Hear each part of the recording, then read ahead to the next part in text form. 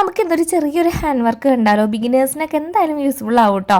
ചെറിയൊരു പനിക്കോളുണ്ട്, അതാണ് ഫേസും കണ്ണൊക്കെ ചെറുതായിട്ട് കിറങ്ങിയ പോലെ ഇരിക്കുന്നത് കേട്ടോ. അപ്പോൾ നമുക്ക് പണി തുടങ്ങാം. വളരെ സിമ്പിളായിട്ട് 1 മണിക്കൂറിനുള്ളിൽ ചെയ്തെടുക്കാൻ പറ്റുന്ന ഒരു സിമ്പിൾ വർക്കാണ് കേട്ടോ. അപ്പോൾ നമ്മുടെ കയ്യിലുള്ള പ്ലെയിൻ മെറ്റീരിയലിലൊക്കെ ഈ സ്ലീവിലും നെക്കിലൊക്കെ ചെറിയ രീതിയിൽ വർക്ക് ചെയ്യണമെങ്കിൽ നമുക്ക് തന്നെ ചെയ്തെടുക്കാവുന്നേ ഉള്ളൂ. ഫസ്റ്റ് തന്നെ ഞാൻ യൂസ് ചെയ്യുന്നത് കട്ട് ബീഡാണ് കേട്ടോ, റെയിൻബോ കട്ട് ബീഡ്സ് ആണ്.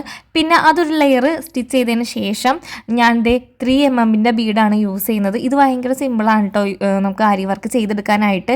ഈ ഒരു വലിയ ബീഡ് കോർക്കാനും വളരെ സിമ്പിളാണ്. ഇത് ഓൾറെഡി മാല പോലെ ആയിട്ടായിരിക്കും കിട്ടുക. അപ്പോൾ ഇതുപോലെ നമ്മുടെ കയ്യിലുള്ള നീഡിൽ ഇതുപോലെ കയറ്റി കൊടുത്തിട്ട് ജസ്റ്റ് ഒന്ന് ആ ഒരു നൂലിൽ നിന്ന് വിടിച്ചിട്ടുണ്ടെങ്കിൽ നമുക്ക് സിമ്പിളായിട്ട് കോർത്ത് കിട്ടും. പിന്നെ നമുക്ക് തുന്നേണ്ട കാര്യമേ ഉള്ളൂ.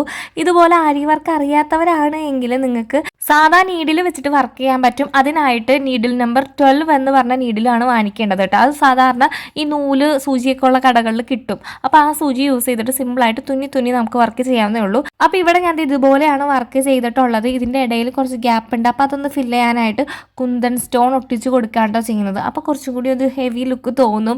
ആരി വർക്കൊക്കെ എക്സ്പീരിയൻസ് ആയിട്ടുള്ളവർക്ക് വളരെ കുറച്ച് സമയത്തിനുള്ളിൽ ചെയ്തെടുക്കാൻ പറ്റും. ബിഗിനേഴ്സിനൊക്കെ 1 മണിക്കൂറിനുള്ളിൽ ചെയ്തെടുക്കാൻ പറ്റുന്ന ഒരു സിമ്പിൾ വർക്കാണ്.